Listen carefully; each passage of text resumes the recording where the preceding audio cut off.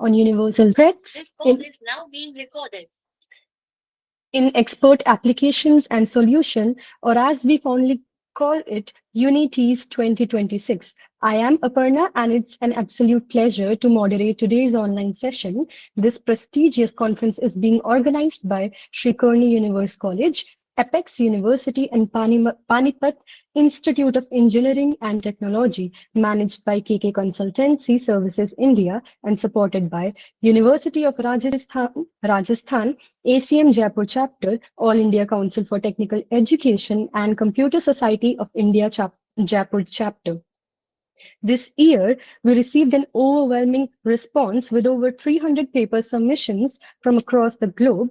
After filtering out AI-generated and plagiarized content and a rigorous peer review process by our expert panels, only the top 80 papers were selected for presentation. Based on their performance and the recommendations of our session chairs, these selected papers will be published by Springer Nature. The day one of the conference, that is the 16th of February 2026, we had an incredible series of keynotes, paper presentations, award ceremony, and discussions that truly embodied the spirit of innovation and inclusivity offline in Jaipur.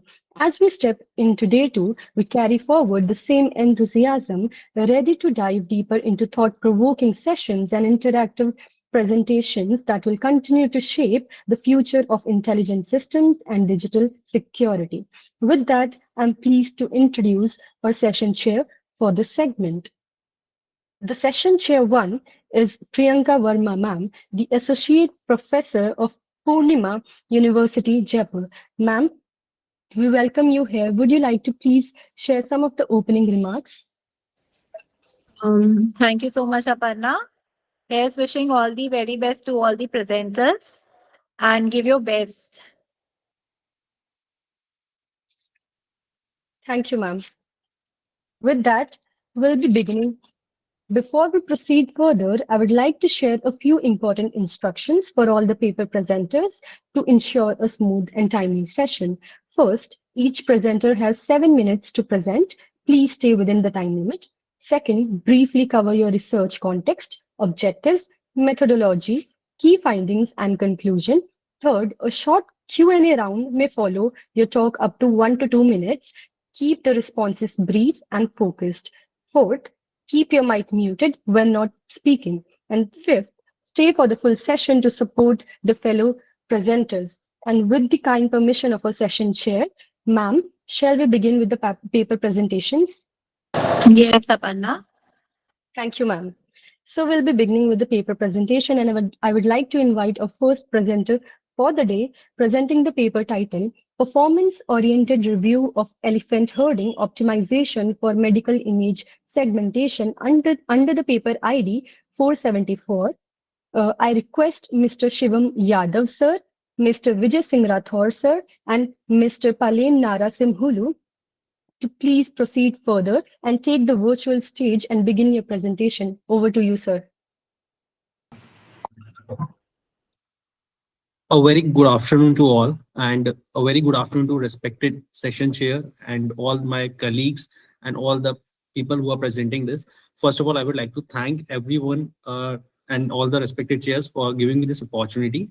I would just like to share my screen so that I can briefly tell about what exactly I'm doing and what is the paper research is all about. So I guess my screen is visible. Yes, sir. Okay, thank you. So the paper is on performance-oriented review of elephant herding optimization for medical image segmentation. So I'm working on this research topic, and the motivation behind this was basically that medical images are actually very hard to diagnose. So when we go for any X-ray or any sort of medical image segmentations, so when we talk about the technicalities, so it is actually very complex, and it requires very time-consuming method. It is also error prone, that when a human interaction is there, there is a chances of errors. And also it is very subjective, because one person can say a different output for the specific report, and the same conclusion can be for the different person. So what the motivation behind this, that we can automate this And with this automation, there are also some challenges. There are some algorithms that helps in the automation, but they also work in the noise aspect. So images are not that clear, they have a very low contrast, and or they have different complex structures. So we are looking for such method that is very robust and that is accurately based, and helps in a good medical image segmentation. So before I begin with this, so just like to get into the topic. So basically, medical image segmentation is uh, basically in which we take out the uh, analysis of all the x-rays, all of the CT scans that is done on the medical part, and it helps us to identify the organs, tumors. So for example, let's say if someone is suffering from brain cancer or brain tumor, so with the help of this segmentation, we can identify which organ or which segment is actually the problematic one. Now, there are some challenges with this. The challenges, as I have already mentioned in the sheets, that there is a lot of noise in the images. So the noise creates some disparity, some hurdle in understanding the output. The intensity in homogeneity, and also that low contrast, boundaries, irregular shapes. So it is often seen when the image are have been taken out from the algorithms, the shapes are not very clear. So we are not able to diagnose the exactly right thing. And also one thing is over segmentation, and sometimes it becomes under segmentation. So this is what the medical image segmentation challenges are there. Now there are different types of techniques. So traditional methods are like thresholding, edge detection, and region based. So there are some techniques which have been used, which is also being used now. There we have implemented the machine learning algorithm, which is working on a cluster based. And recently, with this trend in the coming years, let's say in 10 to 12 years, there has been a huge development on nature inspired algorithm. So the as we go about this nature inspired algorithm, NIA, which is called, so basically these algorithms works in the medical image segmentation, but they are inspired from the nature aspect. For example, the behavior of a lion, the behavior of an elephant. So as the name which I have suggested, elephant herding optimization, it comes from the behavior of elephant. So the examples are genetic algorithms, particle swarm optimization, and EHO, elephant herding optimization. So they all comes into the category of NIA. So why I have chosen EHO is because of firstly, what we have seen that there are ample of scope with this algorithm. This is something a very new algorithm in NIA's family. Also, it is believed that it is a very simple and structured way. It has a very fast converging. Also, it has very few control parameters, so it becomes a very suitable for medical image segmentation. So when we talk about the medical image segmentation, this algorithms comes into a very prime figure that will help in the diagnostic part. So the research objectives was, firstly, we were reviewing the nature inspired algorithm, what for medical aspects. Now there are three major algorithms, for example GA and PSO, which are already performing good. So we have analyzed this as compared to EHO. Also we are proposing a framework of how we EHO can work, also evaluating an efficiency aspect, and last we are identifying some research gaps and future scope. So this is the related work overview. Like we have taken three algorithms. One is genetic, one is particle swarm, and one is hybrid meta heuristic, which is also EHO. Now these are the basic key points or strength of these. So which goes into the each and every algorithm part. So research gap, what we have identified is that firstly, theoretical convergence analysis of EHO. Basically, what happens, EHO lacks when it comes for some large segment of data set. We need some standard benchmarking framework and also some multi-model which can help in the image studies. Now, the proposed framework is something Sorry like to this. interrupt, sir. You are left with 2 more minutes. Okay, so the proposed framework is image acquisition, pre-processing, feature extraction, EHO optimization, segment output.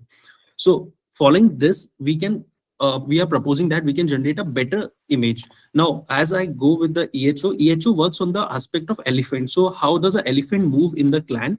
It is related to that. So there is one clan and one is separator and one is clan updating operator. So this is the behavior nature. In the data set, we have used brain EMI, brain MRI, and skin and retinal vessels. These all are the public data sets, which is widely used for the research purpose. In the environment, we have used Python and NumPy is again the data set, and Intel i7, and no GPU is required over there.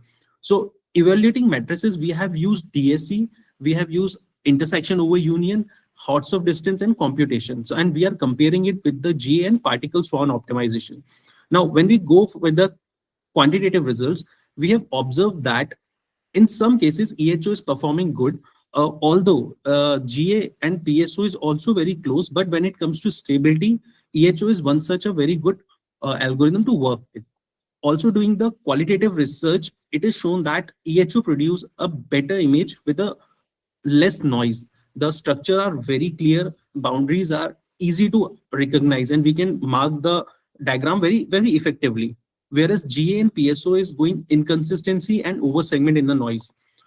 Although we have also done on the ablation study that we have taken EHO and we have removed the clan updating operator one side, then we have removed separator, and we have moved very small size of clan. So over while doing this, we have gone through this that when EHO is used in the full aspect, like say when the clan updater separating all is used, it performs best. Otherwise, it goes when we remove some clan and when we remove the separator, the data is fluctuating and the efficiency is often is decreased. Conclusion with this is going that EHO is a very high segmented accuracy. It is actually very simple and computational feasible algorithm. The scope is it can also be combined with different deep learning, and hybrid EHO can be used. Uh, if we go with the conclusion from this research, what we got that EHO is actually performing better in some cases, and it outperforms GA and PSO in accuracy and efficiency. So for medical image segmentation, this can be used, and this is something which we can also work in the future research. Uh, for the future work, theoretical conversion analysis is required. Some hybrid models also need to start, and we have done on a very small data set. So the future research is often derived for the large scale data set. So if we have a very large scale data set, we can often check and we can often fine tune and we can conclude it in a better way. At last, thank you so much. So this is from my side, and Thank you. very thank you everyone for listening. Thank you so much. Thank you, sir, for that wonderful and insightful and well articulated presentation. Now we are open to questions if there are any. Shivam, tell me one thing. You mentioned about the algorithm, right? So Yes. why did you choose that particular algorithm only for your analysis? Ma'am, I'll be honest, like first, EHO has been the algorithm which has been worked in a very smaller segment, like not many research has been there. Secondly, when it comes to medical image segmentation, four algorithms are there which are doing very well, GA and PSO. So since I'm working on the EHO part, so I check out this algorithm and that's why I've used this. Okay. And you are saying that medical image segmentation is a difficult task. Why is it so? Ma'am, in the I think, ma'am, there are two aspects. When we go for the manual one, so when a human is doing the medical image segmentation, that often comes with an error, and it is very subjective. One can diagnose some report in another way, and other one can diagnose in other way. So usually it is done with the algorithms. So when algorithms comes into the picture, it becomes quite easy and quite sustainable, and also it is consistent. So when it is on the manual side, it becomes some problematic. But again, ma'am, there are some algorithms which you rightly cited. Algorithms are not performing up to the standards, so we have to work and we have to follow the which is the best suitable algorithms. Okay. Okay, fine. Thank you, Shivam. Thank you, ma'am. Thank Thank you, you so much. ma'am.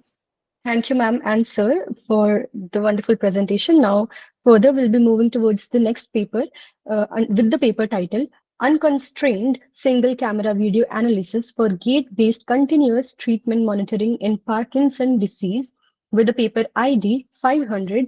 I would like to request Mr. Hitendra Singh, sir, to please proceed with the presentation. Over to you, sir.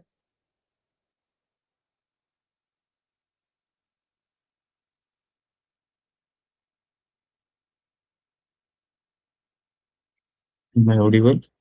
Yes, sir.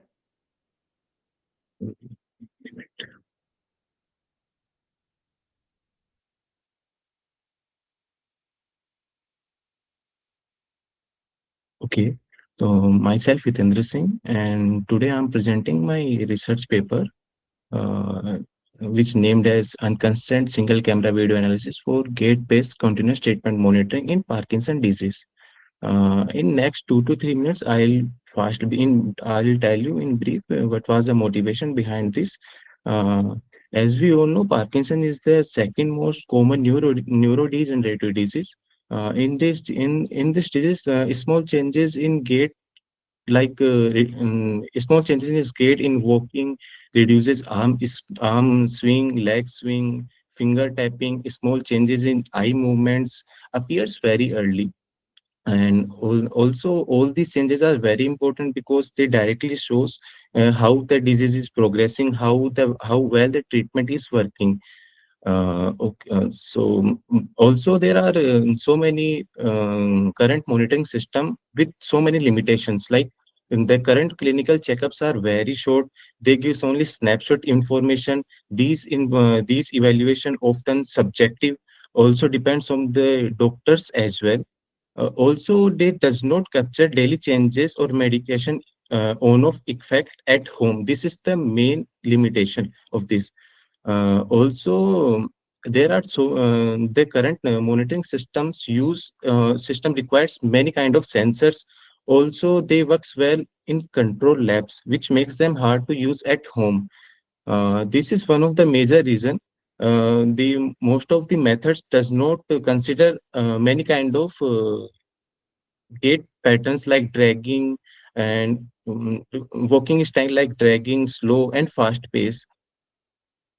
That's why a simple, low-cost, video-based monitoring system is required, which can works at home, which does not require any sensor and can combine multiple kind of movements. That's why this motivation leads to me to do this kind of work.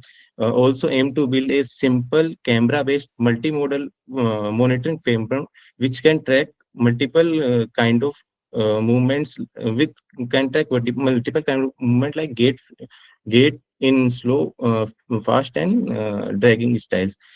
This is the motivation, as I told you. This is the clinical gap. Okay. Uh, this is the existing research, estimated research, which I already told you. The current monitoring system required variable devices and so many these kind of things. That's why I contribute only a single camera pipeline, which use a lateral smartphone video and do all of the things which I have done. This is the dataset part which I have created. In the dataset, I have considered 40 subjects. Each subject works three kind of walking styles: slow, fast, and drag. In there is kind 30% male and 70% male and 30% females. Total 120 video clips. Each video captured at 38 40 cross 2160 also 30 fps lateral view with lower body consisting only. These two are the framework from one of the captured videos. Oh, okay. This is the main purpose methodology. First, only the only requirement thing is the patient is create a video. Then my model use a open pose body 25 library to for extract body key joints. Uh, we are considering only lower hip body key joints, lower hip, my like lower hip, knee, ankle, toe, and heel. All these key joints are we are considering. Then this goes as a kind of input for stride calculation. Stride calculation means we are estimating. Initially, we are calculating the speed, but due to some constraint, we went for the stride calculation or cadence calculation. Then we will calculate the joint angles in between the joints we are extracting. Then we will then the third thing we'll doing the foot lift off calculation, and then doing all of these calculation, we analyze the gait progression and medication effects. In the left side, this shows the first. Initially, we are extracting the key point, then robust and tracking all of these. Then we are also creating a ground line, then measure all kind of changes. This is the first part, stride calculation. In this, I'll directly come to the results part. Sorry to interrupt, sir. You're left with 2 minutes. Just a reminder. Okay. This is the stride calculation part. There are all these results are one subject results with all three kind of walking style. First one is dragging, second one is fast, next one is slow. It clearly shows the in the dragging part only 38% in 38 steps per minute the patient can walk.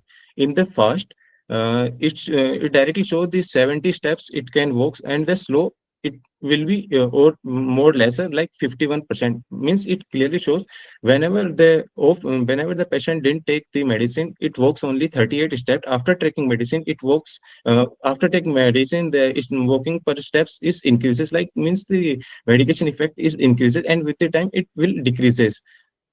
This clearly shows. Then comes to the angles part. In angles, I have done quantitative analysis as well as the qualitative analysis with graph and the tables.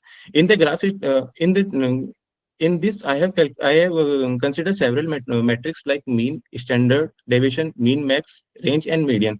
The main aspect here is the range. Means the whenever the in the dragging style, when the patient is walks, it the range between the range of the angles in between mean to max is very lesser in dragging.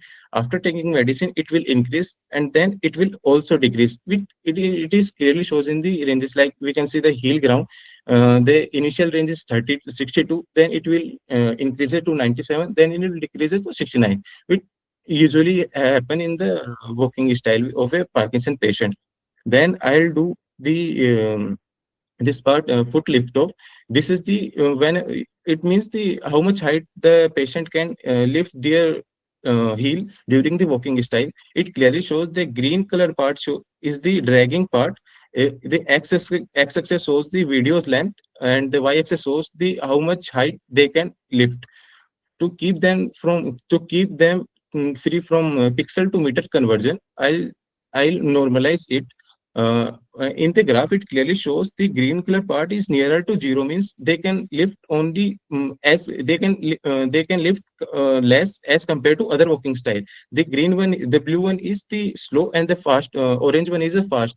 The range in the orange one is very high, as we expected, because in the normal style they can walk and lift their heel during the walking perfectly. That's why in the fast the range is very high, will be in lesser, will be and the slow one, the blue one, is lesser to fast, and the higher to dragging. This is the third thing I have done.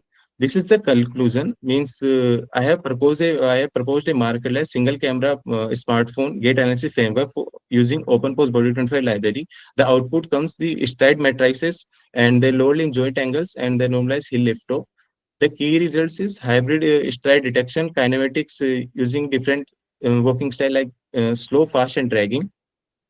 The impact is it will a very low cost remote and longitudinal, means time to time monitoring framework for gait abnormalities, which support tracking, treatment, and medication effect over time as well as at home. This is the future work. I will combine the finger movement as well as the eye movement analysis along with this in the future work. The next step I will validate it using the clinical PD patient and the integrate with automatic severity. So this is here I have done so far. Thank you so much, sir. With that, we are open to the questions now, if there are any.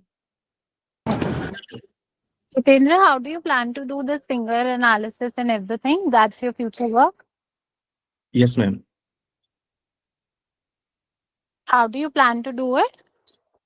Ma'am, for finger analysis, I'm thinking to create a kind of framework where in the screen there will be first I will I will move my finger according to time. It will calculate how much height a patient can. A line will be there, and I have to follow. The patient have to follow that line, and according to time, it will calculate according to my requirements. Okay, but is there any mechanism for that? Because I don't think so anyone has ever done finger analysis. Yes, ma'am. There are several mechanisms, but every mechanism required many kind of sensors. I want to do with this is the main constraint. That's why I'm doing all of this. There are no I'm not using any kind of sensor. I'm doing all of these thing from a video on itself. That's why I'm doing, and I'll develop a mechanism for that as well. I will. Okay, fine. Thank you, Hiten. Thank you, ma'am and sir. With that, we'll be moving towards the next paper presentation with the paper title IoT enabled adaptive and resilient load frequency control in two area smart power systems with high renewable penetration.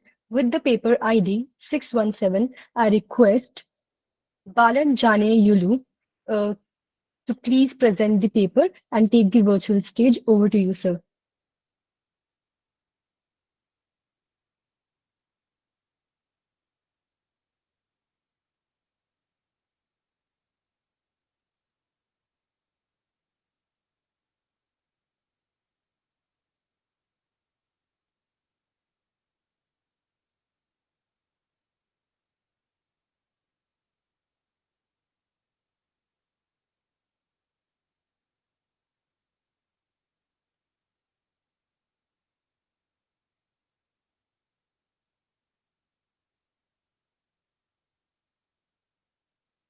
Sir, your screen is not visible as well as your audio is not hearable.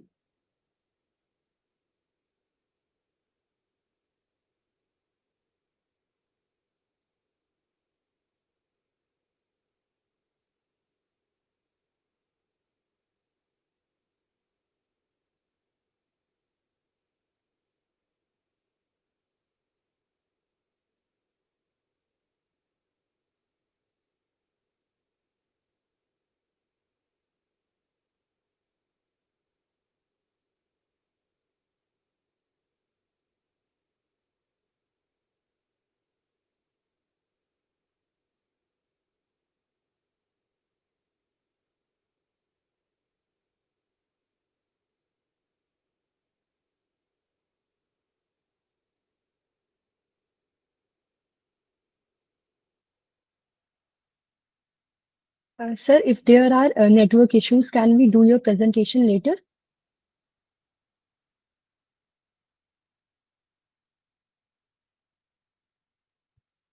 Hello. I guess we, Hello. Hello. yeah, Sorry, yes, sir. ma'am. Sorry. Because of some technical issue, Mm-hmm. the meeting is disconnecting. Shall I start Mm. now?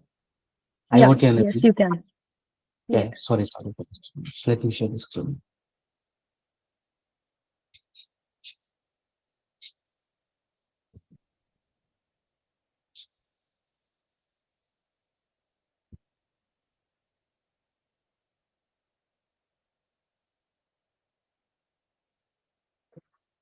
Yes, my screen is visible now. Yes, sir. Yeah. Yeah. Yeah. Great. Okay. Let me start. Uh, good afternoon, respected chairpersons and distinguished guests. And it's my pleasure to present my research title that IoT enabled adaptive and resilient load frequency control in two areas smart power systems with high renewable penetration. Myself, Balanjanilu Koyagura, from Department of Electrical and Electronics Engineering, Chaitanya Bharati Institute of Technology and Science, Prodhutur, which is located at Andhra Pradesh, India. Now, let me start with abstract. And as we all know that our modern power system is increasingly integrating the renewable energy sources such as wind and solar photovoltaic system. While this transaction is environmentally beneficial, but it introducing some serious frequency stability challenges. And this is mainly because the renewable sources reduce the system inertia and produces stochastic unpredictable power variations. So the finding shows that the regulation of frequency, decrease in tail and power fluctuations, faster recovery, and increased resilience are better than the conventional PI-based ALFC schemes. Now, the main problem here is when inertia increases, the system becomes more sensitive to disturbances, and whereas even a small imbalance between generation and load can cause a significant frequency deviations. Right? This traditional automatic load frequency control schemes were designed for high inertia systems with synchronous generators. So therefore, under high renewable penetrations, the conventional AI-based LFC becomes less effective. And in this paper, we propose an innovative, adaptive, and resilient LFC strategy for two-area interconnected power systems with high renewable penetrations. Whereas unlike conventional controllers with fixed parameters, our proposed control dynamically adjusts its gain in real time actually. And this allows us to handle renewable intermittency and low disturbances and some uncertainties effectively. Next, coming to the introduction, whereas it is a highly renewable penetration and low inertia challenge, limitations of conventional ALFC. Whereas, as we know that the modern power system are increasingly integrating the renewable energy sources like wind and solar. However, high renewable penetration reduces system inertia and introduces unpredictable power variations, which directly affects the frequency stability. Whereas the conventional PI-based real schemes were developed for high inertia systems and are not robust under these new operating conditions. Therefore, there is a strong need for an adaptive and resilient load frequency control strategy and can dynamically respond to the disturbances, right? And whereas several coming next, yes, I mean, literature review. Whereas, according to the several researchers which have proposed that adaptive and intelligent ALFC techniques for renewable rich systems, while methods like deep reinforcement learning and fuzzy controllers improve. I mean, like fuzzy controllers improve adaptability and also they increase the computational complexity. Moreover, low inertia conditions still pose some serious stability challenges, especially under combined disturbances.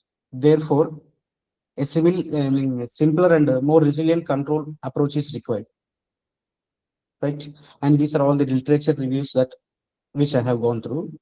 And coming to the research gaps, I mean, based on my identification, the objective is to design an adaptive and resilient ALFC framework of a two-area interconnected power systems. The controllers should dynamically tune its gain in real time to handle the renewable fluctuations and disturbances. The main goal is to improve frequency stability, reduce the tie line oscillations, and enhance the overall resilience compared to the conventional PI-based controllers. Right. Next, coming to the objectives. Objectives based on the identification of research gaps. Our objective is to design adaptive and resilient ALFC framework. And for a two-area interconnected rich, renewable control systems, the controller should dynamically tune its gain. Okay. Next, coming to the two-area power system model. Sir, sorry to And interrupt. You are left with 2 minutes. okay. This is a two-area power system model, and the equation which is shown is frequency deviation dynamic of the ith area control systems, where delta Fi is the rate of change of frequency deviation, and this is the renewable energy integration, where we can integrate the system with wind and solar in both the areas, and this is the equation with like a change in mechanical power input, change in load demand. Right. Next, coming to the area control error. This is the area control error equation, where area control is the main control signal used in automatic load frequency control for interconnected power systems, and it measures how far the control area deviates from its desired operating conditions. And this is the frequency deviation delta Fi, where delta P tie is the Thailand power deviation, which ensures the frequency restoration and schedules the power exchanges. Power exchanges.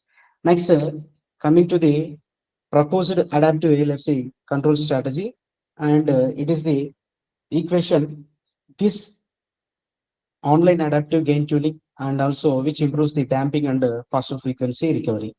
And this is the, like a flowchart. With this flowchart illustrates that the complete control mechanism, starting from system modeling and renewable energy integration to disturbances detections, area control, other calculations, adaptive control actions, and final frequency restoration. The adaptive gain tuning ensures that improved damping and resilience under renewable rich low inertia conditions.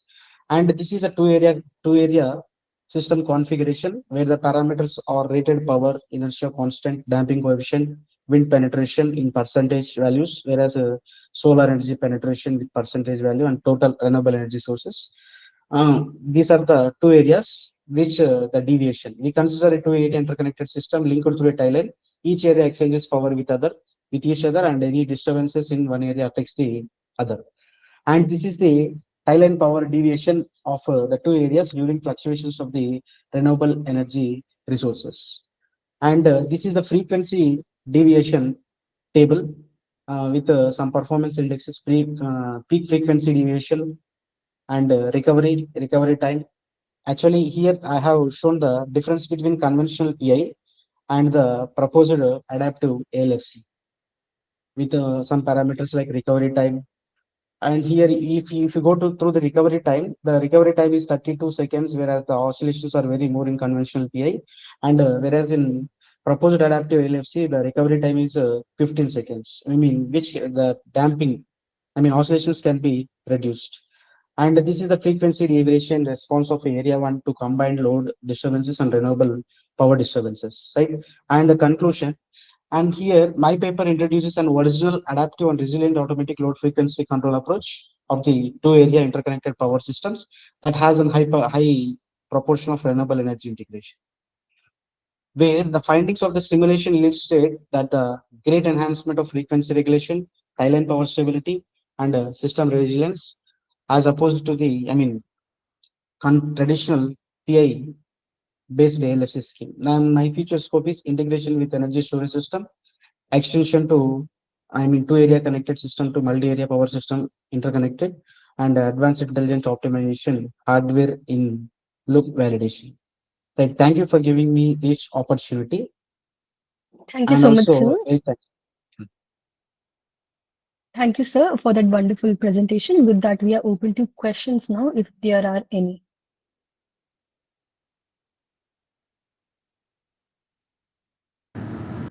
No, Aparna, no questions. You can move on to the next paper. All right, ma'am. Thank you so much, ma'am and sir, for that presentation. With that, we'll be moving towards the next paper presentation with paper title Intelligent Cross Architecture Network and Security Observability with AI-based Enterprise Scale Zero Trust.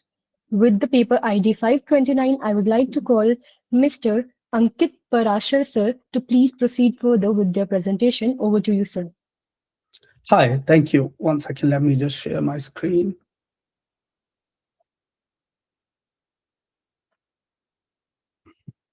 Your screen is visible, sir. Yeah, I'm just, give me a second. All right, can you see my presentation? Yes, sir. All right. First of all, thank you. My name is Ankit Parashar. I'm half asleep. I'm in US. It's for like 4:30 a.m. here. So apologies if I'm seen like something sleeping. um, I will be presenting today title. First of all, thank you, Chair and entire crew listening my presentation. Today, I'm going to present on AI-driven cross-architecture, observability, zero trust network, and security integration. Enterprise network are undergoing a massive transformation, or an organization are rapidly adopting hybrid workforce model, multi-architecture, SD-WAN expansions, and distributed data center. At the same time, cyber threats are becoming more advanced and persistent. Traditionally, parameter-based security models are no longer sufficient. Zero Trust has emerged as a strategic framework built on the principle of never trust, always verify. But implementing Zero Trust at enterprise scale required real-time visibility, telemetry correlation, and automated enforcement across domain. Our research focus on solving this implementation challenge by introducing an AI-driven cross-architecture observability framework that integrates networking, security, and cloud telemetry.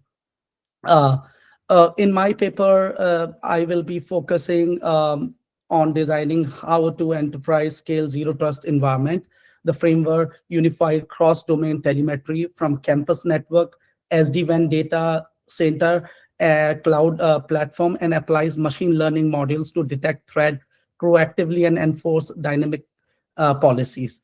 Um, the the problem statement and research gave what I found in modern enterprise operate in high heterogeneous environment. Network infrastructure workloads and security control are distributed across on-prem data center, SD-WAN edge, campus network, and public cloud. Most commercial observability tools operate in silos, network monitoring tools, cloud monitoring tool, and SIM platform functional independently. As a result, telemetry is fragmented, correlation is manual, alert fatigue increase, detection and response time are delayed. Additionally, many existing solutions lack AI-driven contextual intelligence. Even when machine learning is present, it is usually applied to isolated tasks like anomaly detection, not cross-architecture enforcement. This creates a major research gap. There is no unified AI-based cross-domain observability system that both correlates telemetry and enforce zero trust policy dynamically at enterprise scale. Our work frame address exactly this gap. Our work frame is built of four core architectural principles.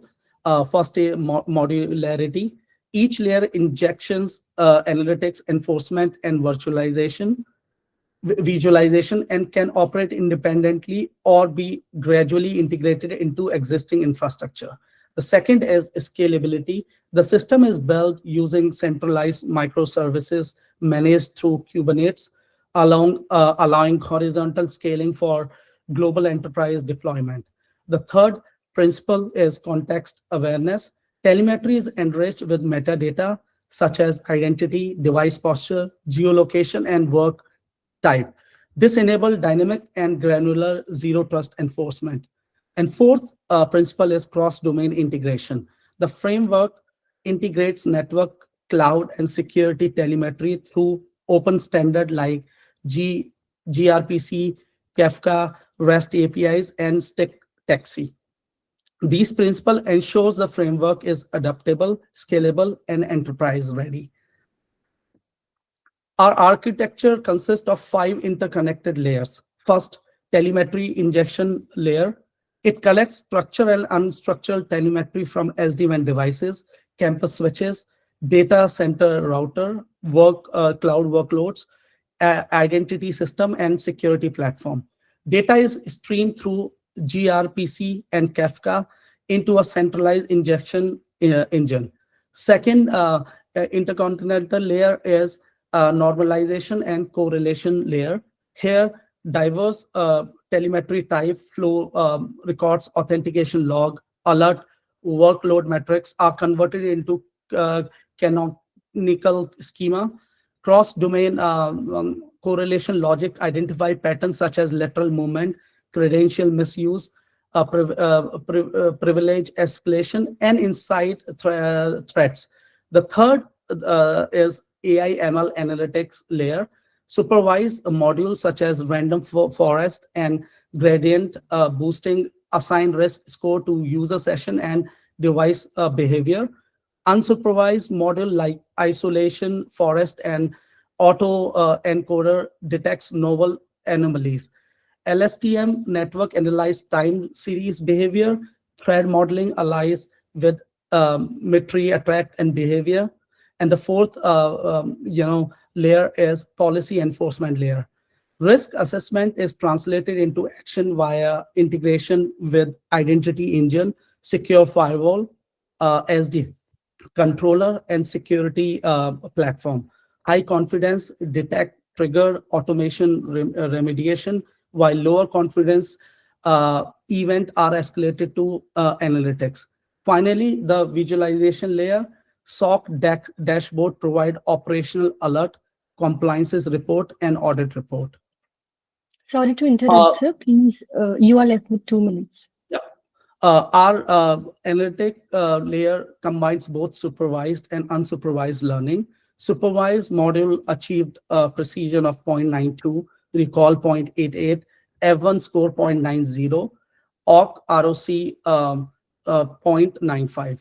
Unsupervised module provides strongly anomaly detection support with an F1 score of 0.83. Supervised module classify known threat with high accuracy. Unsupervised module detect previously unseen anomalies. LSTM model analyze behavioral change over time. Risk score generated by these model feed into a threshold-based gating mechanism.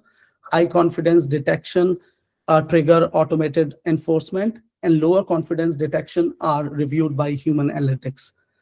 Uh, this hybrid approach balances automation with accountability. Operational performance was measured using enterprise-grade metrics. Mean time to detection 8 seconds. Mean time to response is 12 seconds. Enforcement latency is 3 seconds. Telemetry throughout is 2.5 million events per second. These results demonstrate real-time detection and automated remediation. Because the system is built on horizontally scalable microservices, performance remains consistent even as telemetry volume increase. This makes the framework suitable for high volume mission critical enterprise infrastructure. And the last, I'm covering 3 use cases. One is data center security. In large enterprise data center, lateral movement is often missed by a parameter-based monitoring. Our framework consumes telemetry from switch, firewall, and many other network devices. It established behavioral based for east-west traffic. When a malicious service account exhibited abnormal access behavior, the AI model assigned a high score, and the policy engine automatically update the segmentation rule and block the traffic within a second. This significantly reduced the blast radius and improved MTTR. And my second and third use case is in hybrid work scenario, behavioral model monitor VPN, SD-WAN, and cloud access pattern. When an anomaly login attempt occur outside expected temporal behavior, the system automatically block access and trigger setup authentication. It was later confirmed to be credential misuse. In the healthcare compliance, especially in this scenario, anomalies file transfer to unauthorized cloud storage trigger and automated HIPAA violence, which is one of the compliance in the US. And the last comparative assessment and discussion, contrast the proposal framework with a traditional SIM solution, emphasize deep integration across telemetry sources and closed loop automation that moves from detection to enforcement without manual intervention.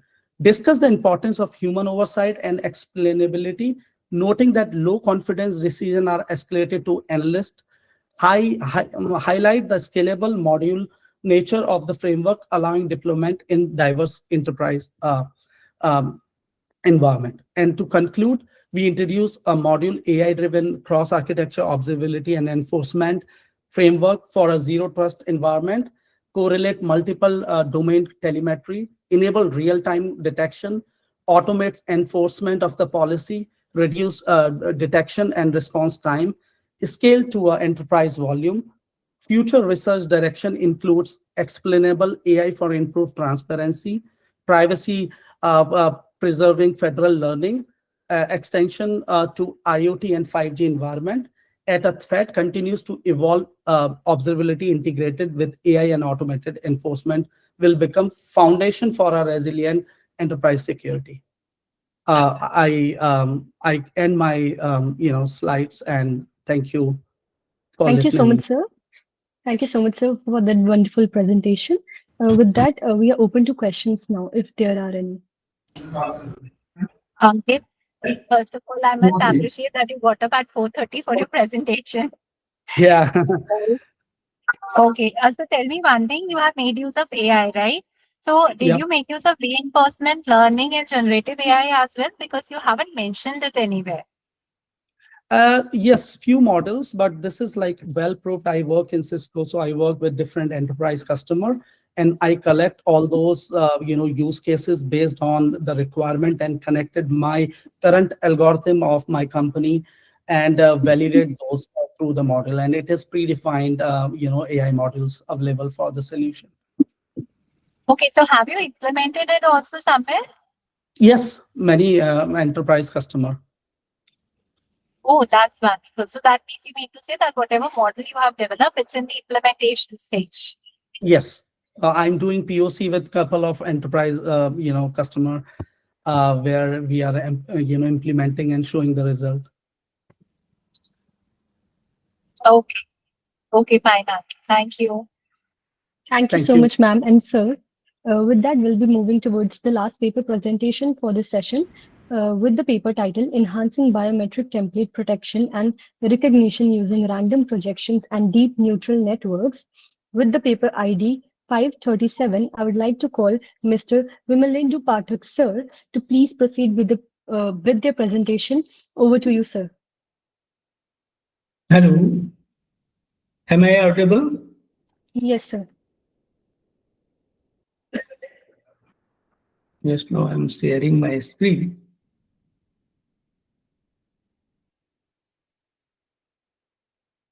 Uh, Good afternoon to one and all present panel members and all the uh, connected users. Thank you for providing me this platform to share my research work. Uh, you know that biometric authentication is later on enhanced and improved for improving the security and confidentiality. Then with the third party involvement, there is always a threat for the template protection and misuse of that.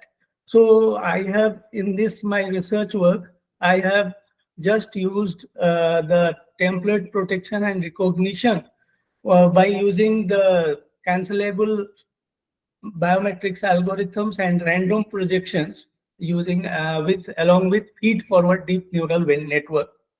So the biometric authentication system, as we all know, that it is there is a big threat to privacy because of that biometrics cannot be revoked, and once it is given to the third party, they can be misused and to commit for the identity theft. So, but existing when we study, there is a huge gap between the existing techniques, which take either to the non-utilization or protection, or can be defeated by advanced inversion techniques.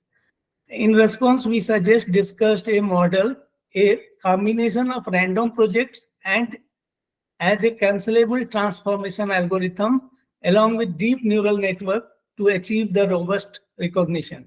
On a synthetic data set of 200 samples of 20 users in face, iris, and fingerprint modalities, we run Gaussian random projection with efficient dimension and binarization as optional way. Cosine similarity verification and result indicate the poor accuracy 7.55%, which confirms this indicates high protection of templates. The standard learning classifiers that shows the high error rate 3.33 to 11.67%, indicating a high invertibility. Conversely, deep forward neural network, if using 16-dimensional random projection features, demonstrate the test accuracy of 81.7%, confirms that the recognition utility is indeed maintainable. The work delivers a lean, safe, and efficient model which regulates privacy utility trade-off and has a big influence on the real-life work such as access control and identity verification. So these are the some introductory to that concept. I'm coming to the actual real problem. The core issue that is presented in our study is the mutual conflict between the security and utility in biometric systems. In the case of biometric template left, a digital representation of unique characteristics of a person can be employed in unauthorized access, impersonate, or covertly spy the individual without his or her approval. The massive data breach of US Office Personnel Management in 2015 disclosed a 5.6 million fingerprint records is a vivid picture how large and dangerous is this threat. So this is how we have just seen that how we are addressing the issues which is coming to as a bigger threat before us. The motivation for this research work will be driven by the dire necessity to enhance the security of biometric system against the emerging security threats without undermining the use cases. Although deep learning models have demonstrated the impressive potential of enhancing recognition accuracy, their usage is to handle with special care to prevent emergency of new privacy vulnerability. It is not enough to apply a long classifier when the template environment is not safe. The motivation behind this work is the difficulty of merging classical and theoretically informed protection concepts such as random projection with the powerful pattern recognition of the deep learning methodology. It aims to build the synergistic system, whereas random projection guarantees a significant privacy guarantee which cannot be inverted, and then feed-forward neural network can offset the utility loss, which shows that security and high performance are not mutually exclusive goals. The latest study and gaps, we will just say that the random projection is based on the stress lemma, and it has been proposed an interesting alternative since it is computationally efficient and it is theoretically guaranteed to preserve the distances and be non-invertible. The main issue with the random projection is the possibility that information would be lost in the process of dimensionality reduction, whether we apply the linear discriminant or the PCA, principal component analysis, but both the cases we are finding a data loss. We may adversely affect the performance recognition. In the last few years, we have seen the emergence of new paradigm with the introduction of Vivek Vaswani's that paper. The deep learning includes deep hashing and adversarial feature learning, which can approach state-of-the-art recognition accuracy. The key disadvantage of these approaches that are they use the large-scale data set to be trained and also have a risk of still having the learned transformation prone to the advanced states. This is the in Sorry the to tab. interrupt, sir. You're left with 2 more minutes. This is the tabular form. We are just comparing that various existing methods, their strength, weakness, accuracy, and invertibility that we have comparatively we have analyzed. In our proposed methodology, in the form we have organized the procedure in the form of pipeline that is executed in sequence. First, the data loading state. Let's come to the directly. This is the particular schematic architecture of the proposed framework, in which we have first we are loading the biometric data set. Then we go for the feature normalization. Then preceded afterwards we go for the random projection transform. Of course, we go for the optional binarization, and in the last stage we go for the enrollment or verification with help of different machine learning algorithm. We deploy the classification classifier, and this is the algorithms and models that we have used for this random projection transformation, binarization for the enhanced security, the enrollment and verification, machine learning classifiers, feed forward neural network. And although we have prepared the data set for data loading, we have just we can just show you that how we have just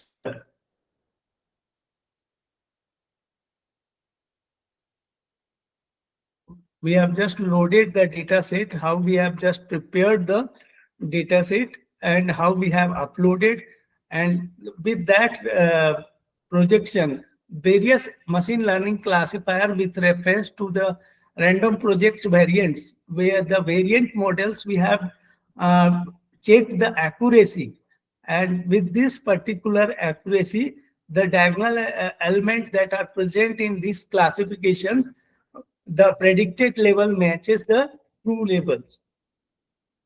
So these are the various confusion matrix in the machine learning classifiers. These are the principal component visualization with the random projection variants.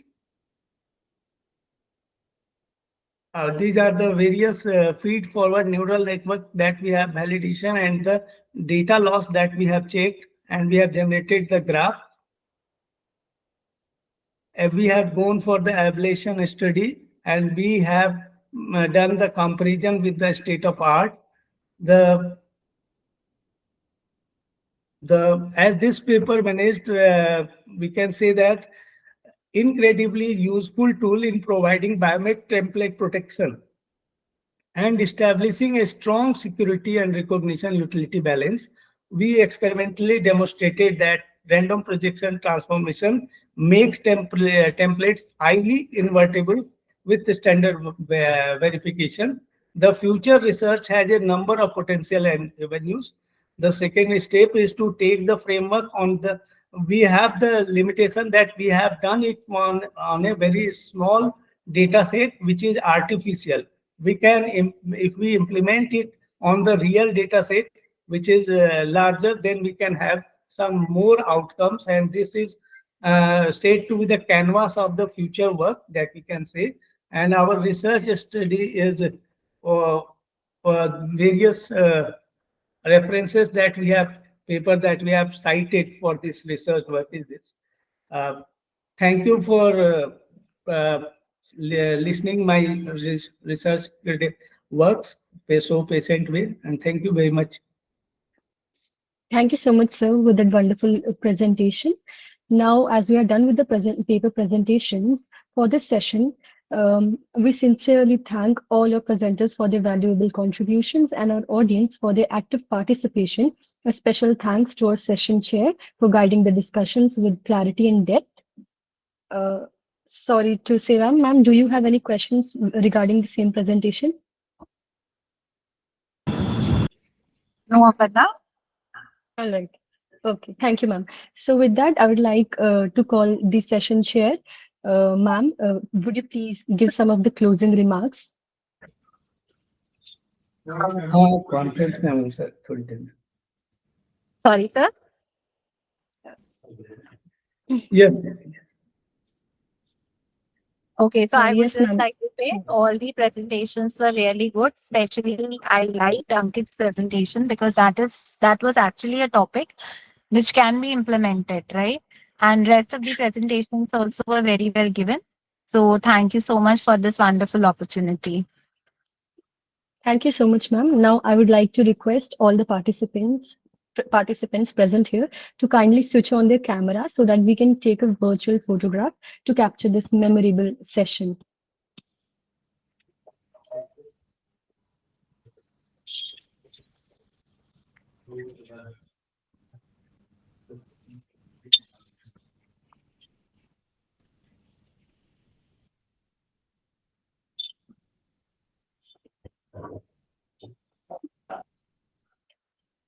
Thank you so much, everyone.